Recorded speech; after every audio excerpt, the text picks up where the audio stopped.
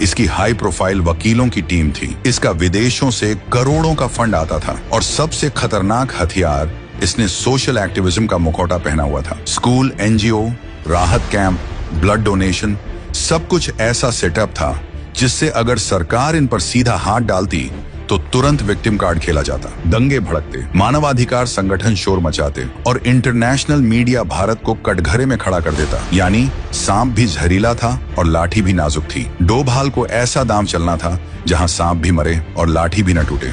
डोभाल ने सबसे पहले पीएफआई की जड़ में जाना शुरू किया। इतिहास खंगाला गया, सच सामने आया। पीएफआई कोई नई सोच नहीं था, ये था students Islamic movement of India यानी सिमी का नया और ज्यादा चालाक अवतार। साल में जब सिमी पर बैन लगा था तो उसके कट्टर नेताओं को समझ आ गया था कि खुलेआम जिहाद की बात अब आत्महत्या है। तो साल में केरल, कर्नाटक और तमिलनाडु के 3 छोटे संगठनों को मिलाकर पीएफआई बना दिया गया। नई पैकेजिंग, नई भाषा और एक नया चेहरा। दुनिया को दिखाया गया, हम दलितों के साथ हैं, हम पिछड़ों की आवाज हैं, हम अल्पसंख्यकों के हक के लिए लड़ते हैं। लेकिन पर्दे के पीछे चल रहा था कट्टरपंथी कैडर निर्माण। साल 2010 में एक घटना घटी थी।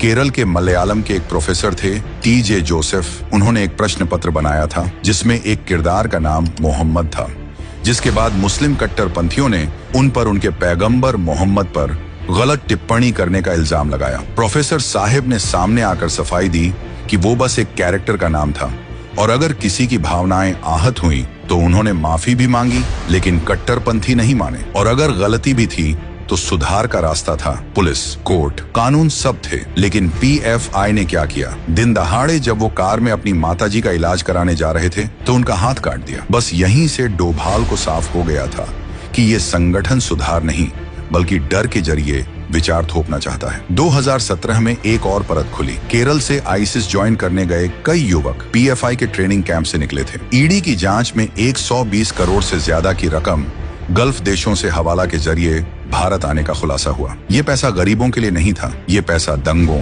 हथियारों और स्लीपर सेल्स के लिए था। डोभाल समझ चुके थे पीएफआई एक ऑक्टोपस है, शरीर कहीं है लेकिन हाथ हर जगह।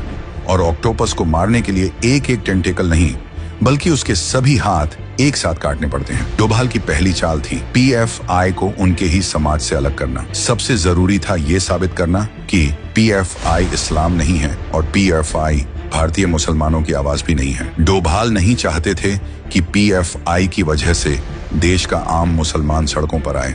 जिनके नाम का इस्तेमाल कर ये लोग आग लगा रहे थे, उन्हीं को सबसे पहले इस आग से दूर रखना था। रणनीति साफ थी, पहले नैरेटिव तोड़ो, फिर नेटवर्क काटो और अंत में कानून से सफाई करो, बिना शोर, बिना दंगे और बिना अंतरराष्ट्रीय तमाशे के। और यहीं से शुरू होता है वो ऑपरेशन जो इतिहास में दर्ज हुआ एक ऐसी कार्रवाई के रूप में जिसमें गोली नहीं चली लेकिन पूरा सिस्टम ढह गया। दिल्ली की एक शांत शाम, लेकिन अंदर खाने देश की सबसे बड़ी सफाई की उलटी गिनती शुरू हो चुकी थी। 30 जुलाई 2022, जगह दिल्ली। एक इंटरफेथ कॉन्फ्रेंस बुलाई गई। मंच पर देश के नामी सूफी संत, मुस्लिम विद्वान और अलग अलग इस्लामिक स्कूल ऑफ थॉट के प्रतिनिधि मौजूद थे। ये कोई आम कॉन्फ्रेंस नहीं थी बल्कि ये रणनीति का पहला वार था। और तभी दरवाजा खुला। कमरे में दाखिल हुए अजीत डोभाल। कोई भाषण नहीं, कोई धमकी नहीं, बस शांत आवाज और ठोस बात। डोभाल ने कहा, कट्टरपंथ किसी भी धर्म को मजबूत नहीं करता, वो सिर्फ उसे बदनाम करता है। और जो संगठन धर्म के नाम पर नफरत फैलाते हैं वो धर्म के अपने नहीं बल्कि धर्म के दुश्मन होते हैं।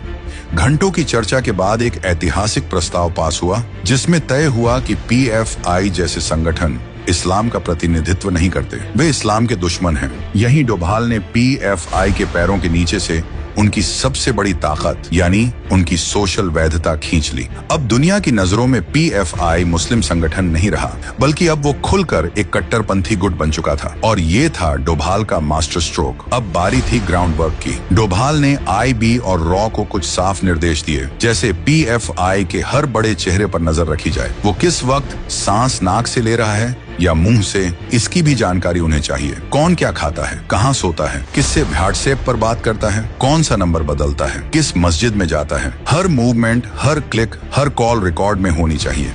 इसी दौरान डोभाल चुपचाप केरल के कोची और महाराष्ट्र के कुछ इलाकों में पहुंचे। कोई सुरक्षा काफिला नहीं, कोई मीडिया नहीं। देश का एनएसए खुद ग्राउंड जीरो पर फील्ड मार्शल की तरह प्लानिंग कर रहा था। अब आखिरी चरण था। तारीख थी 21 सितंबर 2022। रात का वक्त था। जगह दिल्ली का एक सेफ हाउस। कमरे में मौजूद थे NIA ED चीफ और 15 राज्यों के पुलिस प्रमुख। यही थी फाइनल मीटिंग। डोभाल ने दीवार पर लगे नक्शे की ओर इशारा किया। नक्शे पर 93 लोकेशंस मार्क थीं। डोभाल ने कहा, कल सुबह सूरज उगने से पहले PFI का इकोसिस्टम खत्म हो जाना चाहिए। एक भी गोली नहीं चलेगी। शांति से उठाओ और गायब कर दो। मिशन इतनी गोपनीयता थी कि जमीनी पुलिस को भी अपने टारगेट के बारे में आखिरी 1 घंटे में बताया गया, क्योंकि डर था कि लोकल सिस्टम में PFI के मुखबिर भी हो सकते हैं और इंटेलिजेंस की दुनिया में एक छोटी सी लीक पूरा ऑपरेशन डुबो सकती है। 22 सितंबर 2022 सुबह करीब 4 बजे देश भर में एक साथ NIA की गाड़ियां निकली।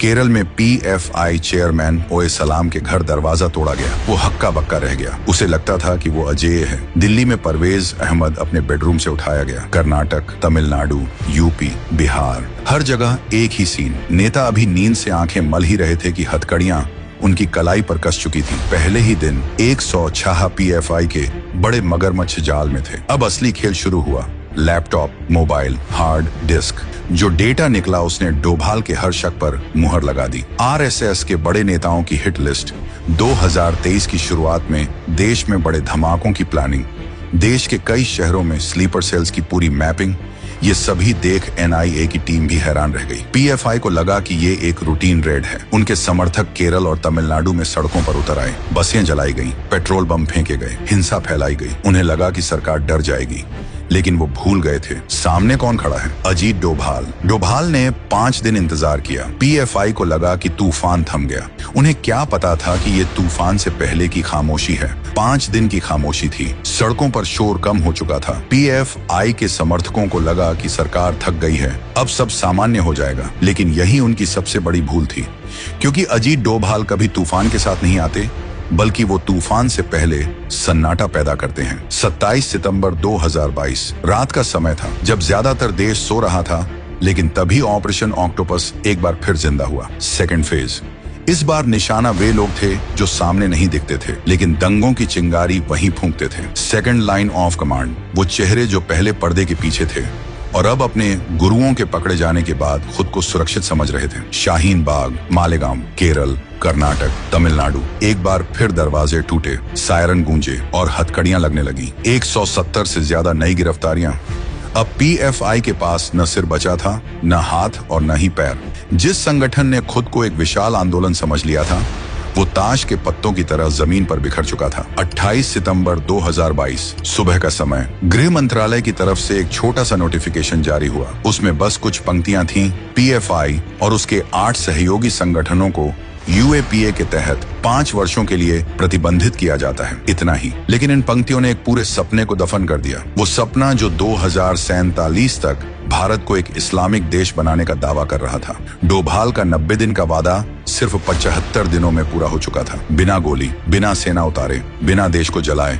दोस्तों, ऑपरेशन ऑक्टोपस को सिर्फ पुलिस रेड समझना इस कहानी के साथ नाइंसाफी होगी। ये ऑपरेशन था भारत की आत्मा को बचाने का। इसमें शामिल थी प्रधानमंत्री नरेंद्र मोदी की राजनीतिक इच्छा शक्ति, गृह मंत्री अमित शाह की प्रशासनिक ताकत और अजीत डोभाल की वो कूटनीति जो किताबों में नहीं पढ़ाई जाती। और सबसे अहम, हजारों गुमनाम पुलिसकर्मी, इंटेलिजेंस अफसर और जांच अधिकारी जिन्होंने अपनी जान हथेली पर रखकर ये काम किया। जरा सोचिए, अगर इंडिया 2047 वाला प्लान किसी को पता ही ना चलता, अगर वो स्लीपर सेल्स समय पर एक्टिव हो जाते, अगर बड़े धमाके 2023 की शुरुआत में हो जाते, तो आज हमारा देश किस मोड़ पर खड़ा होता। भारत एक सेकुलर देश है और उसे वही रहना चाहिए जहां हर धर्म, हर जाति, हर समुदाय बराबरी से सांस ले सके। लेकिन जब कोई अपनी आजादी का इस्तेमाल दूसरों की सुरक्षा छीनने के लिए करने लगे, तो वहां कठोर फैसले लेने पड़ते हैं। ऑपरेशन ऑक्टोपस हमें यही सिखाता है। आज PFI फाइलों में बंद है, उसके दफ्तरों पर ताले हैं, उसके नेता जेल में हैं, लेकिन कहानी खत्म नहीं होती, क्योंकि दुश्मन अपना नाम बदल सकता है, झंडा बदल सकता है, चेहरा बदल सकता है, इरादा नहीं। इसीलिए सतर्कता ही सबसे बड़ी सुरक्षा है। जाने से पहले एक बार कमेंट में जय हिंद लिखकर अजीत डोभाल और हमारी एजेंसियों का हौसला जरूर बढ़ा दीजिए। जय हिंद, जय भारत।